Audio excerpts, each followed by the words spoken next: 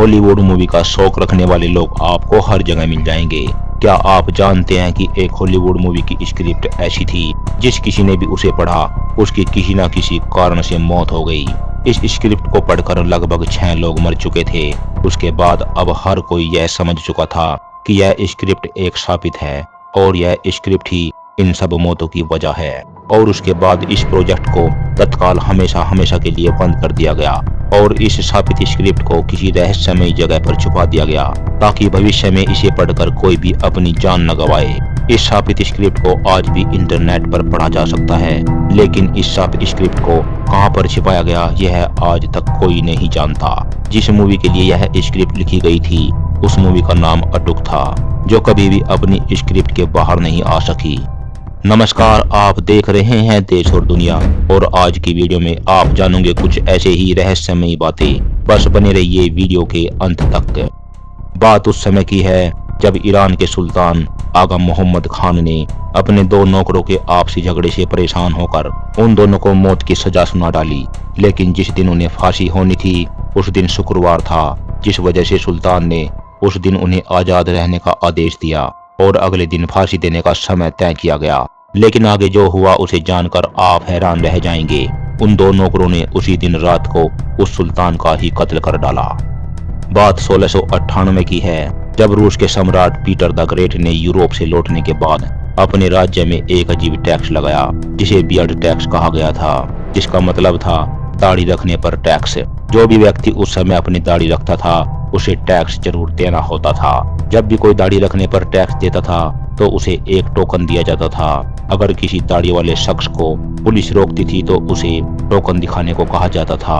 अगर कोई व्यक्ति दाढ़ी रखने के बाद बिना टोकन के पकड़ा जाता था तो उसकी बीच सड़क पर ही सजा के तौर पर दाढ़ी काट दी जाती थी।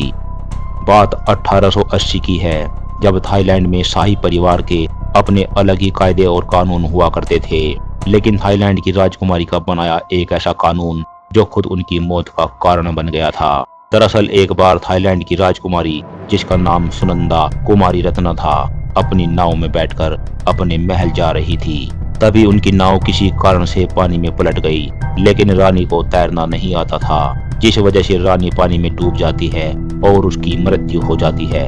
जब रानी पानी में डूब रही थी उस समय उसे किसी ने भी नहीं बचाया था, जिसका कारण था एक शाही फरमान, जिसके तहत शाही परिवार के किसी भी सदस्य को कोई भी साधारण व्यक्ति हाथ तक नहीं लगा सकता था। अगर कोई ऐसा करता तो उसे फांसी की सजा दे दी जाती थी। इसी वजह से किसी ने भी रानी को बचाने तक की भी कोशिश नहीं की। इसीलिए रानी अपने बनाए हुए कानून के कारण ही मौत को प्यारी हो गई। तस्वीर में दिख रही महिला, जिसका नाम एलिजाबेथ है, जो सन 1912 को टाइटैनिक जहाज में सवार होती है। इनके साथ में उनका पालतू डॉग भी था। मगर जब आइसबर्ग से टकराने के बाद टाइटैनिक डूबने लगा तो फैसला लिया गया कि सबसे पहले औरतों और बच्चों को बचाया जाए। उसके बाद एक एक करके लोग लाइव बोट पर आने लगे। लेकिन जब एलिजाबेथ की बारी आई तो लोगों ने उसके साथ मौजूद डॉग को बोट पर चढ़ने से मना किया, जिसके बाद एलिजाबेथ ने कहा कि या तो वह अपने पालतू डॉग के साथ ही बोट में बैठेगी या फिर वह यहीं इंतजार करेगी।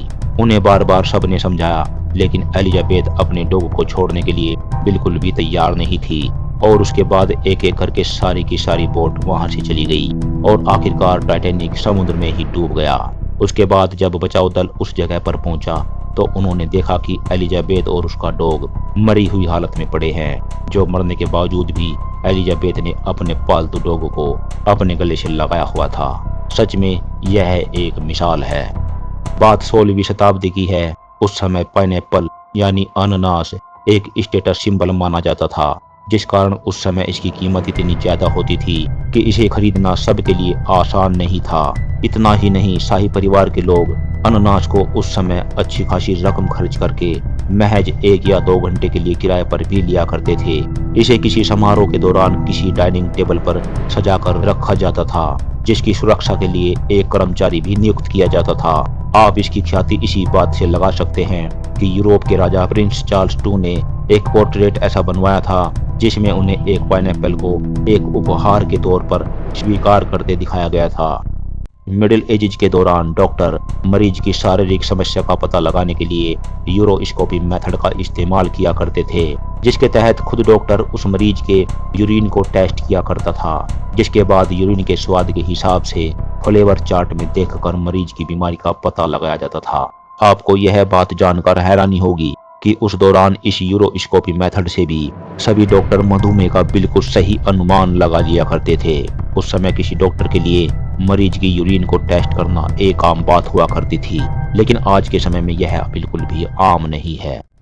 बस आज की वीडियो में इतना ही, फिर मिलेंगे अगली वीडियो में कुछ ऐसे ही फैक्ट के साथ। वीडियो में यहाँ तक बने रहने के लिए आप सबका धन्यवाद।